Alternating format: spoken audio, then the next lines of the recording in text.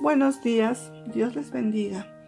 Nuevamente estamos aquí con ustedes para compartir la palabra de Dios y vamos a continuar con el capítulo 8 de la epístola del apóstol San Pablo a los romanos. Y dice así: viviendo en el Espíritu. Ahora pues, ninguna condenación hay para los que están en Cristo Jesús, los que no andan conforme a la carne, sino conforme al Espíritu. Porque la ley del Espíritu de vida en Cristo Jesús me ha librado de la ley del pecado y de la muerte.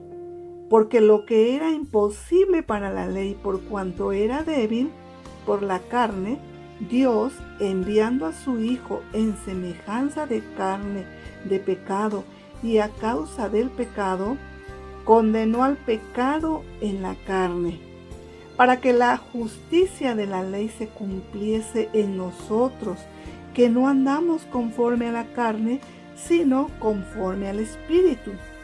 Porque los que son de la carne piensan en las cosas de la carne, pero los que son del Espíritu, en las cosas del Espíritu. Porque el ocuparse de la carne es muerte, pero el ocuparse del Espíritu es vida y paz. Por cuanto los designios de la carne son enemistad con Dios, porque no se sujetan a la ley de Dios, ni tampoco pueden. Y los que viven según la carne no pueden agradar a Dios. Mas vosotros no vivís según la carne, sino según el Espíritu. Si es que el Espíritu de Dios mora en vosotros. Y si alguno no tiene el Espíritu de Cristo, no es de él. Pero si Cristo está en vosotros, el cuerpo en verdad está muerto a causa del pecado, mas el Espíritu vive a causa de la justicia. Y si el Espíritu de aquel que levantó de los muertos a Jesús mora en vosotros, el que levantó de los muertos a Cristo Jesús vivificará también vuestros cuerpos mortales por su Espíritu que mora en vosotros. Así que, hermanos, deudores somos, no a la carne, para que vivamos conforme a la carne. Porque si vivís conforme a la carne, moriréis. Mas si por el Espíritu hacéis morir las obras de la carne, viviréis. Porque todos los que son guiados por el Espíritu de Dios, estos son hijos de Dios. Pues no habéis recibido el espíritu de esclavitud para estar otra vez en temor, sino que habéis recibido el espíritu de adopción, por el cual clamamos: Abba, Padre. El Espíritu mismo da testimonio a nuestro espíritu de que somos hijos de Dios. Y si hijos, también herederos, herederos de Dios y coherederos con Cristo, si es que padecemos juntamente con Él, para que juntamente con Él seamos glorificados. Pues tengo por cierto que las aflicciones del tiempo presente no son comparables con la gloria venidera que en nosotros ha de manifestarse. Porque el anhelo ardiente de la creación es el aguardar la manifestación de los hijos de Dios, porque la creación fue sujeta a vanidad, no por su propia voluntad, sino por causa del que la sujetó en esperanza. Porque también la creación misma será librada de la esclavitud de corrupción a la libertad gloriosa de los hijos de Dios. Porque sabemos que toda la creación gime a una, y aún está con dolores de parto hasta ahora. Y no solo ella, sino que también nosotros mismos, que tenemos las primicias del Espíritu, nosotros también gemimos dentro de nosotros mismos, esperando la adopción, la redención de nuestro cuerpo.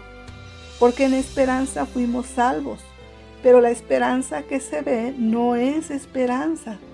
Porque lo que alguno ve, ¿hay que esperarlo? Pero si esperamos lo que no vemos, con paciencia lo aguardamos. Y de igual manera, el Espíritu nos ayuda en nuestra debilidad. Pues, ¿qué hemos de pedir como conviene? No lo sabemos. Pero el Espíritu mismo intercede por nosotros con gemidos indecibles. Mas el que escudriña los corazones sabe cuál es la intención del Espíritu, porque conforme a la voluntad de Dios, intercede por los santos. El título de esta porción es Viviendo en el Espíritu. Todo cristiano debe de vivir en el Espíritu. Todo creyente debe de odiar el pecado, porque el pecado estorba tu adoración, corrompe tu relación con Dios y amenaza tu búsqueda a la santidad. El pecado es el peor enemigo del hombre. Y aunque Cristo se encargó del poder y la paga del pecado en la cruz, todavía luchas con la presencia del pecado. Todo creyente, todos los que somos creyentes, luchamos con la presencia del pecado. Pero Romanos 8 dice, si vivís conforme a la carne, moriréis. Mas si por el Espíritu hacéis morir las obras de la carne, viviréis. El hacer morir las obras de la carne es un compromiso diario de vivir una vida santa, con ser justo, resistir al diablo. Un compromiso diario de encontrar la salida en medio de la tentación y hacer morir las obras de la carne. Porque aunque hemos sido salvos y declarados justos y cubiertos por la justicia de Cristo, todavía estamos en una condición caída. Todavía no hemos llegado a la redención del cuerpo. Entonces todavía hay algo en nosotros que busca el pecado, que ama el pecado, que persigue al pecado. El apóstol Pablo dice, en mi espíritu amo la ley de Dios, pero hay otro principio en mí que busca el pecado. Oh miserable de mí.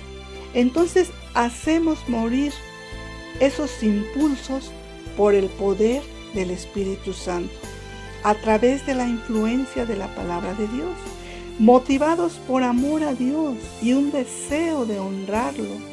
Y todo tiene que ver con lo que llena tu mente. David dijo, en mi corazón he guardado tus dichos para no pecar contra ti. Salmo 119, 11. Así que, hermanos, deudores somos, no a la carne para que vivamos conforme a la carne. Porque si vivís conforme a la carne, moriréis. Mas si por el Espíritu hacéis morir las obras de la carne, viviréis. Hacer morir las obras de la carne es una característica y un deber de los hijos de Dios. Jesús dijo, si tu ojo derecho te es ocasión de caer, sácalo y échalo de ti, pues mejor te es que se pierda uno de tus miembros y no que todo tu cuerpo sea echado al infierno. Solamente confiando en Cristo podemos escapar de la condenación y muerte eterna en el infierno.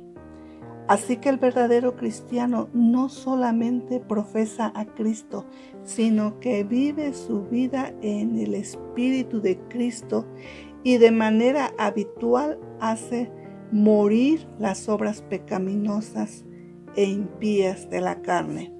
En consecuencia, esta persona poseerá la vida eterna que Cristo le ha dado. Pero debemos de estar dispuestos, como dice el apóstol Pablo, queriendo yo hacer el bien, hallo esta ley, que el mal está en mí. Si no admitimos que hemos pecado, nos engañamos a nosotros mismos.